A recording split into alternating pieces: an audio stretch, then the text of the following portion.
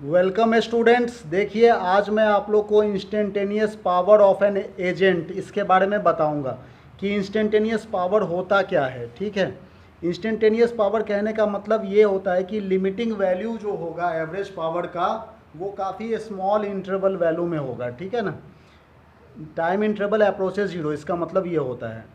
Delta T tends to zero कहने का मतलब क्या है कि डेल्टा टी मतलब टाइम इंटरवल जो है वो अप्रोचेस जीरो हो जाएगा। ठीक है ना, ये लिमिट है delta T time interval approaches zero मतलब टेंड्स टू जीरो, इसको दूसरे शब्दों में भी कहते हैं हम लोग। ठीक है ना, तो यहाँ पे क्या कह रहे हैं कि limiting value of average power of an agent in a small time interval, इसका मतलब ये हुआ। ठीक है, limiting value of average power of an agent in a, ये लिमिटिंग वैल्यू है एवरेज पावर का, ये पावर है delta W upon delta T को पावर कह रहे हैं। तो लिमिटिंग वैल्यू ऑफ पावर, ठीक है, limiting value of an agent in a small time interval मतलब ये डेल्टा टी अप्रोचेस जीरो, इसी को कहते हैं स्मॉल टाइम इंटरवल। ठीक है ना, तो देखिए इसी को इंस्टेंटेनियस पावर कह रहे हैं। इंस्टेंटेनियस वर्ड का मतलब क्या होता है, power at a particular instant of time, मतलब एक इंस्टेंट ऑफ टाइम में। वो इंस्टेंट ऑफ टाइम, जब वो टाइम कहने का मतलब final time minus initial time is approaches zero होगा, मतलब उस क्षण, ठीक है ना, इंस्टेंट, उस समय जो पावर हो रहा है उसी को इंस्टेंटेनियस पावर कह रहे हैं। तो इंस्टेंटेनियस पावर का फॉर्मूला होता है limit delta T tends to zero delta work upon delta T, work upon time, इसी को तो पावर कहते हैं। अब ये लिमिटिंग वैल्यूज़ को हम लोग D W upon D T में भी लिख सकते हैं, derivative of work done with respect to time. ठीक है ना, ये पावर हो गया। तो अब देखिए वर्क डन का फॉर्मूला हम लोग क्या जानते हैं, वर्क डन का फॉर्मूला फोर्स इनटू डिस्प्लेसमेंट। अब चूंकि ये small amount of work done है तो स्मॉल अमाउंट ऑफ डिस्प्लेसमेंट ले लिया हमने, फोर्स लगाया एक ऑब्जेक्ट में, इसमें स्मॉल अमाउंट ऑफ डिस्प्लेसमेंट हुआ, इसलिए small amount of work done हो जा रहा है।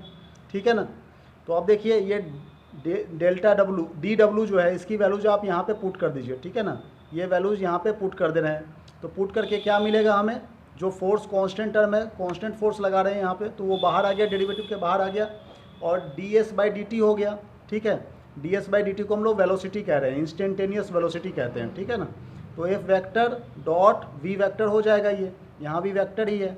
ठीक है ना, तो power equal to F vector dot V vector, मतलब पावर जो है वो डॉट प्रोडक्ट है इंस्टेंटेनियस वेलोसिटी और फोर्स का। ये बात समझ में आ रही है। यहाँ पर थीटा क्या है, फोर्स और वेलोसिटी के बीच का एंगल है।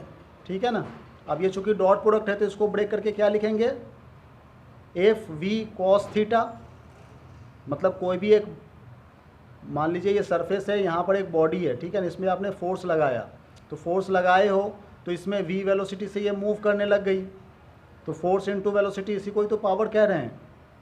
ये बात समझ में आ रही है आपको। तो अब देखिए force into velocity equal to power, ये कब होगा, ये जब थीटा 0 डिग्री हो जाए, मतलब जिधर आपने फोर्स लगाया उधर ही वेलोसिटी हो रही है, तो उस समय पावर का सिंपल सा फॉर्मूला हो जाएगा फोर्स इनटू वेलोसिटी। ठीक है, ये बात समझ में आ रही है। अब देखिए dimensions and units of power, ये भी हम लोग देख लेते हैं। तो इसमें देखिए dimensions of power, power equal to work upon time होता है। वर्क की डायमेंशन क्या होती है, वर्क की dimension force into displacement, force की dimension M L T to the power -2 होती है फोर्स की डायमेंशन। ठीक है ना, और डिस्प्लेसमेंट की डायमेंशन एल और टाइम की डायमेंशन टी। तो आप इसे सॉल्व कर लीजिए, तो M L square T to the power -2 और ये टी ऊपर चला जाएगा तो -3 हो जाएगा, मतलब M L square T to the power -3 हो जा रहा है। ये डायमेंशन फॉर्मूला पावर निकल करके आ रहा है।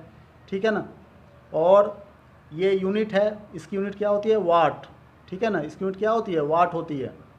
अब इसको W से रिप्रेजेंट कर रहे हैं, 1 वाट इक्वल टू हम लोग क्या लिख सकते हैं, ठीक है, 1 watt equal to 1 joule upon 1 second. ठीक है, ये बात समझ में आ रही है। वर्क डन की यूनिट जूल, टाइम की unit second, 1 joule per second, इसको आइदर आप जूल पर सेकेंड कह लीजिए या फिर वाट कह लीजिए, बात एक ही है, दोनों का मतलब पावर ही होता है। ठीक है, और एक चीज़ और बता दूं, इसका मतलब ये हुआ कि 1 वाट कहने का मतलब ये हुआ कि 1 जूल वर्क डन हो रहा है 1 सेकेंड के लिए। ठीक है ना, और पावर की एक प्रैक्टिकल यूनिट होती है हॉर्स पावर, HP। एक हॉर्स की जो पावर है उसी को हम लोग पावर की यूनिट बना दिए। ठीक है, तो 1 हॉर्स की पावर कितनी होती है, 746 वाट होती है। Thank you very much for watching this video.